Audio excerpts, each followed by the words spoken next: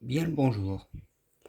Je vous fais une vidéo sur le nettoyage du marais chinois, puisque maintenant que le marais américain est déjà bien entamé.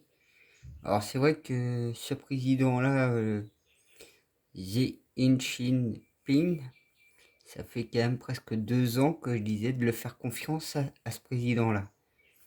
Alors Poutine, Trump et lui, Xi Jinping, fait partie des 3 premières grandes personnes que j'avais dit de faire confiance. Après, vous avez vu ce qui s'était passé en Russie, l'histoire du gars qui voulait se présenter à la présidence russe et qui a été empoisonné. On met ça sur le dos de Poutine. Si vous êtes assez intelligent pour comprendre que c'est vraiment fait exprès pour faire tomber Poutine, qu'on l'a empoisonné ce monsieur, et on l'a emmené comme par hasard en Allemagne. Donc pour moi, c'est la cabale qui l'a empoisonné, c'est pas du tout Poutine. Donc je vais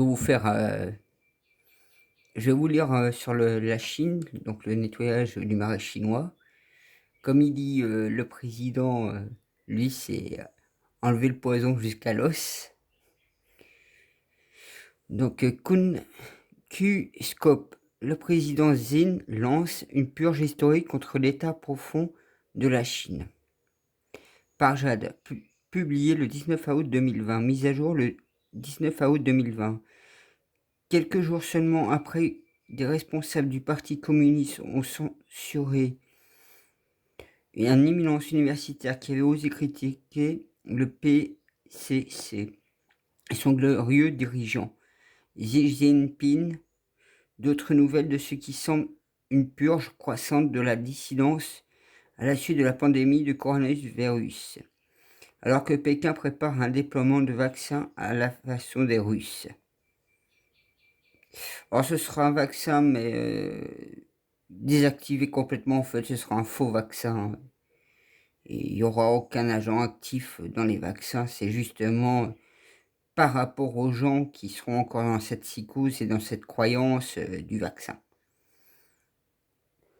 J'ai lu d'autres documents par rapport à ça. Le Wall Street Journal rapporte que l'un des principaux alliés de Xi a appelé à une purge maoïtiste de l'appareil de sécurité intérieure chinois, insistant le mois dernier sur le fait qu'il est temps de tourner la lame vers l'intérieur et de gratter le poison sur l'os. Vous voyez un peu comment il est en train de dénoncer. Peut-être pas donner les mêmes termes, mais voilà.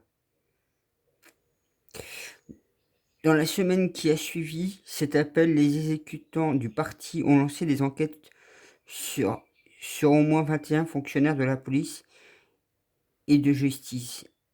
Des dizaines d'autres ont été démantelés dans les semaines qui ont suivi. Jusqu'à présent, le chef de la police de Shanghai est la figure la plus en vue à avoir été inculpée.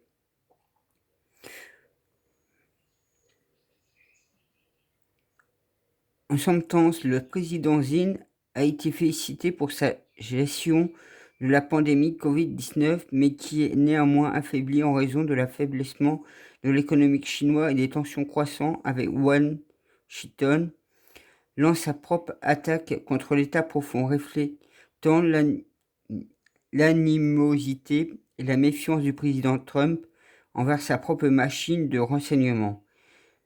S'il est vrai que le système politique chinois souffre d'une corruption endémique, ce n'est pas la véritable raison pour laquelle le président Xi le fait maintenant, contrairement à ce que certains médias occidentaux ont laissé entendre.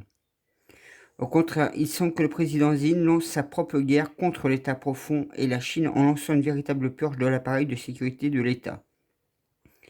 Le but ultime de la campagne est simple, créer une police, des procureurs et des juges qui soient absolument loyaux, absolument purs, absolument fiables. Ce qu'on aura bien besoin, rien qu'en France. Au cours de ces 8 années au pouvoir, le président Zine a fait un grand spectacle en s'attaquant à la corruption, mais les critiques disent qu'il a à peine fait une brèche. Ses efforts ont plutôt eu un effet redistributif. Ceux qui sont loyaux aux dirigeants peuvent manger à pleine faim, mais ceux qui ne le sont pas peuvent voir qu'une petite erreur leur coûte tôt. Maintenant que Zine a fait l'expérience directe de la façon dont les événements prévus peuvent ébranler même le chef suprême d'un autoritaire du PCCP et se rendre compte qu'il veut atteindre son objectif de gouverner jusqu'en 2035 au moins.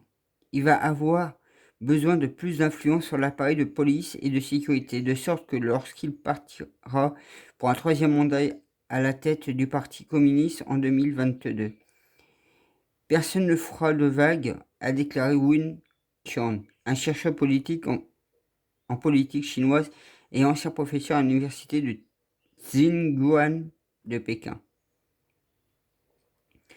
Xi Jinping est particulièrement dépendant de cet appareil d'État coercitif, mais se méfie aussi de lui, a déclaré Won au Wall Street Journal.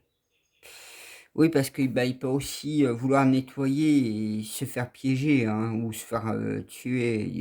Une erreur va vite. Hein.